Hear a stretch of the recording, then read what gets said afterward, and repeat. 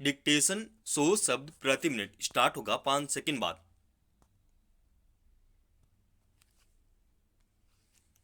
Start. Mahakumbh में मची भगदड़ ने पुराने जख्मों को कुरेद दिया है। आजादी के बाद से लेकर अब तक के कुंभ मेलों में कई बार भगदड़ मची है। सैकड़ों लोगों की मौत भी हुई, लेकिन उन सभी हादसों से कभी सबक नहीं लिया गया।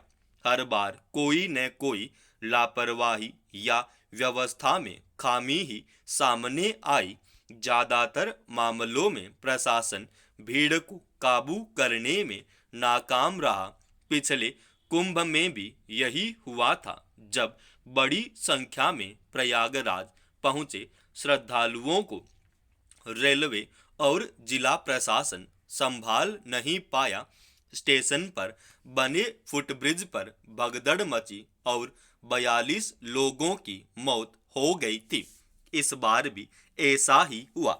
महाकुंभ की सुरक्षा संभाल रहे जिम्मेदार लोगों को पता था कि मौनी अमावस्या पर बड़ी संख्या में लोग स्नान के लिए आएंगे, तो इसकी व्यवस्था उसी के अनुरूप क्यों नहीं की गई।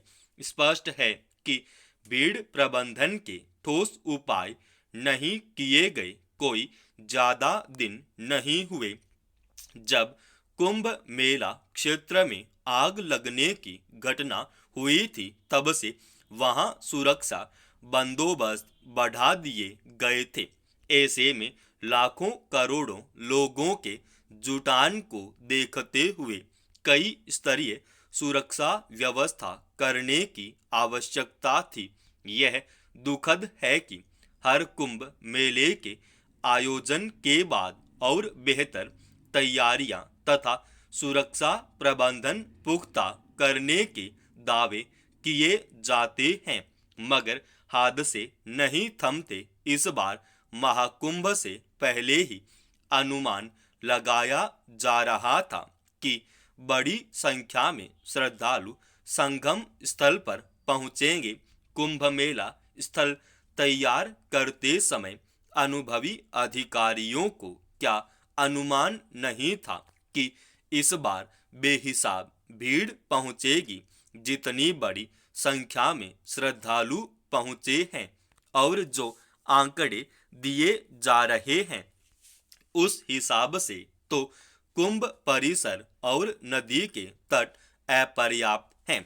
इस समय उत्तर प्रदेश सरकार का पूरा अमला आयोजन को सफल बनाने में जुटा है। फिर भी कहां कमी रह गई, यह सवाल स्वाभाविक है। संगम पर लगातार भीड़ बढ़ने और उस पर नियंत्रण के लिए पहले से आकलन क्यों नहीं किया गया। यह सुरक्षा कर्मियों की भी लापरवाही है, क्योंकि वे समय पर संकट को भांप नहीं पाए। मंगलवार और बुधवार की दरमियानी रात भगदड़ में 30 श्रद्धालुओं की मौत होने बात कही जा रही है। 60 से अधिक लोग घायल हो गए हैं। इस बीच विपक्षी दलों को भी आयोजन में बद इंतजामी का आरोप लगाने का स्वाभाविक अवसर मिल गया है, लेकिन इसी के साथ यह सवाल उठना लाजिमी है कि तैयारियों में कमी कहां रह गई। इस आयोजन के लिए कई हजार करोड़ की राशि खर्च की गई। अत्यधिक प्रचार का असर यह हुआ कि देश के कोने कोने में रह रहे श्रद्धालुओं ने संगम में स्नान करने का मानस बना लिया।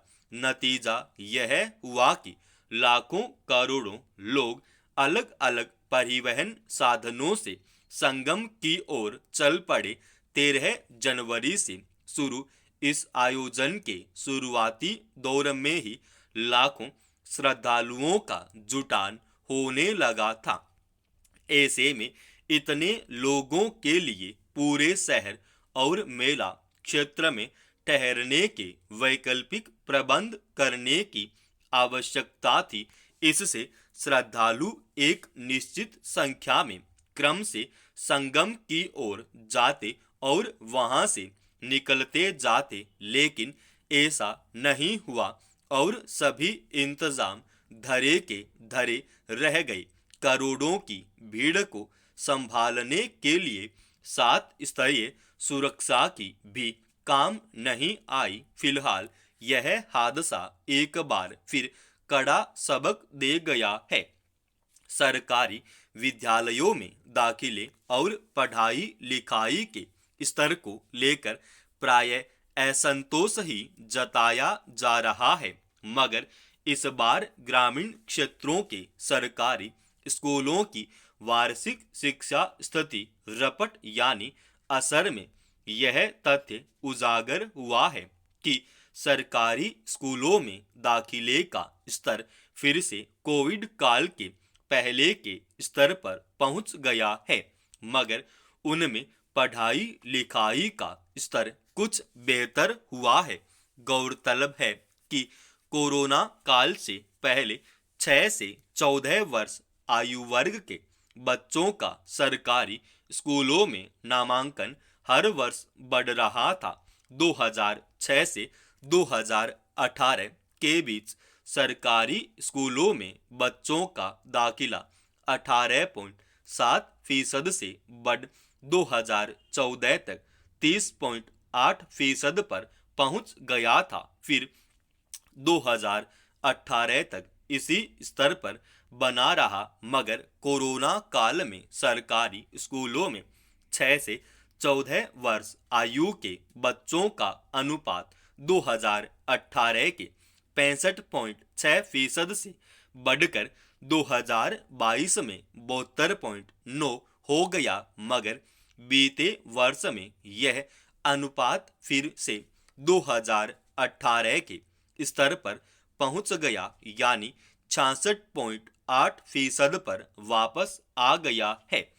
ग्रामीण क्षेत्र की सरकारी स्कूलों में बच्चों के नामांकन में कमी आने का एक कारण निजी स्कूलों की तरफ लोगों का फिर से बढ़ता रुझान बताया जा रहा है। जाहिर है, लोगों का सरकारी स्कूलों में शिक्षा की गुणवत्ता को लेकर भरोसा कायम नहीं रह पाया है। कोरोना काल में इसलिए बहुत सारे लोगों ने अपने बच्चों को निजी स्कूलों से निकालकर सरकारी स्कूलों में डाला था कि उस वक्त उनकी कमाई बंद हो गई थी। इसमें एक अच्छी बात यह हुई है कि ग्रामीण क्षेत्र के स्कूलों में शिक्षा के स्तर में थोड़ा सुधार हुआ है। स्मार्टफोन इस्तेमाल करने वाले बच्चों की संख्या तेजी से बढ़ी है, मगर इसमें चिंता की बात यह भी है कि स्कूलों में 5 वर्ष आयु वर्ग के बच्चों की संख्या लगातार घट रही है। 2018 में यह आंकड़ा 25.6 था, जो 2022 में घटकर 22.7% हुआ और 2024 में गिरकर चिंताजनक 16.7% पर पहुंच गया। यानी ग्रामीण क्षेत्रों के स्कूलों में शिक्षा की गुणवत्ता बेहतर करने के लिए अभी बहुत कुछ किया जाना है। समाप्त। दोस्तों, रोजाना ऐसे एडवांस डिक्टेशन के लिए इस चैनल को आप अभी सब्सक्राइब कीजिएगा और आज की इस डिक्टेशन का पीडीएफ फाइल हमने हमारे Telegram channel study with HP Swami पे डाल दिया है।